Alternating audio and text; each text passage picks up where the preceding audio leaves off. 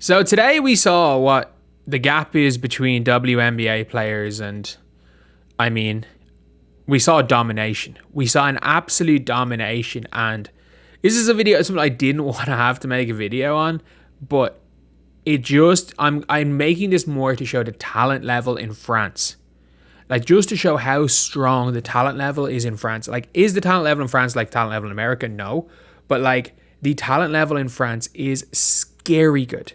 Like, they're good enough that, like, they don't call up Lou Lopez Seneschal, who's a WNBA player. This is literally an international team that does not, like, that are WNBA players that don't make the team.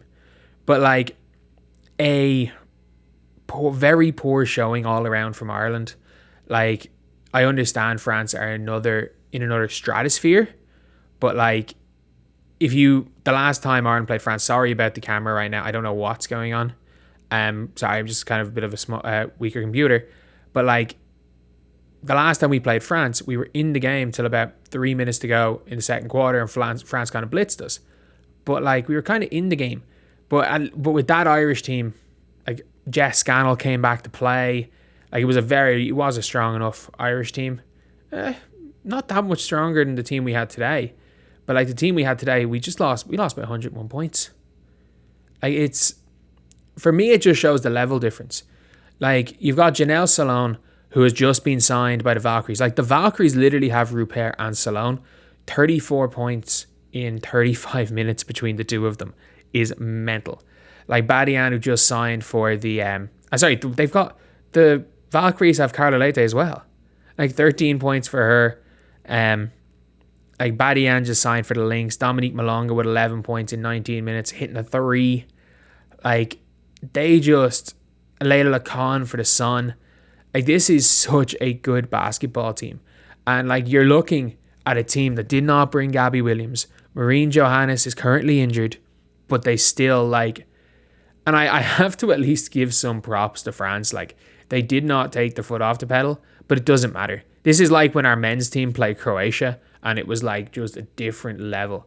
And, like, the team we brought out wasn't too poor. Fair play, like Hazel Finn, young player, 7 points. Claire Melia with 9. Claire's averaging 10 a game in Euro Cup, so it's not like she can't compete at that level with them. But, like, not having our naturalized player playing was kind of a big thing, but, like, still, let's just talk more about just how good this French team is. Like, we gotta be honest here. This French team is so good. Oh my god, I don't actually know what's wrong with my camera right now, but it seems like every time I scroll, something happens. But, like, Janelle, star. Like, she is the signing of free agency for the Golden State Valkyries. Like, she is who every team should have been looking for, and the Valkyries got her. The Valkyries were so smart with their signings. Like, in the draft, they had an opportunity. A lot of people thought Kalani Brown was going from the wings, and they were like, no, Carla Leite is the best player available. Yes, she's French. Yes, there's no guarantee she comes over as soon as possible. We'll take her. Then it was like, from the dream, everyone's like, oh, Haley Jones is going to go. Then it's like, no, Haley Jones is not the best player available. That is Rupert. We're going to take Rupert. And then they're after taking Janelle Salone. If Malonga is there at 5, they're going to take Malonga. And it's one of those things when it comes to the WNBA is, if you're a new franchise like the Valkyries, or you're different, like you're a franchise where you're not established, people aren't actively looking to go to you, you got to zag when other teams are zigging. Like, other teams are looking, like, none of the big WNBA free agents went to the Valkyries. None of them are looking to go to the Valkyries. But, like, you can make a damn good team. You can really make a damn good team with international players. And, like, it depends on the country. Like, look, the level gap between, like, we can be honest here, the level gap between Ireland and the States is huge. Like, it is absolutely huge, the level gap between here and there. Like, there are players that would have been successful and have been successful at D1. Like, Adele Thornton on that Irish team was very good at Quinnipiac. Claire Melia would have been superb if she had gone away. The likes of Circuit Tiernan would have been very good. had they gone to America. But there's just such a big level gap, and evidently 101 point level gap. Like that is the level gap, is 101 points.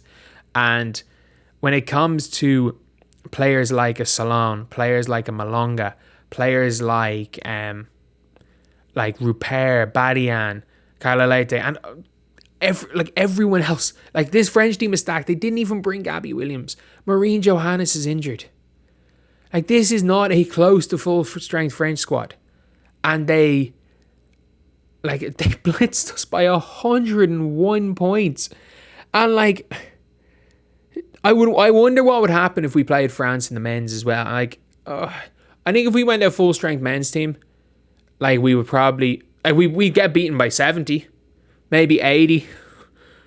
I'm not sure it would be by 100, but it would be about 80.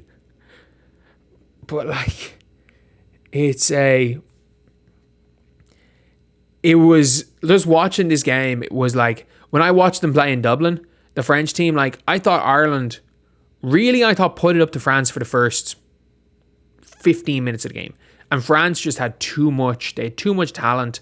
Like with Ireland, they were very reliant on the likes of Claire Melia and Jess Scannell, like the high-level pros, and I thought they were putting it up to them. And then today was just, I've never seen a like level class in basketball as big, like a gap in level as much as this.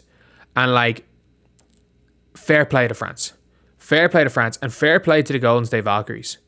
Like the Valkyries are going to have 4 players from this team.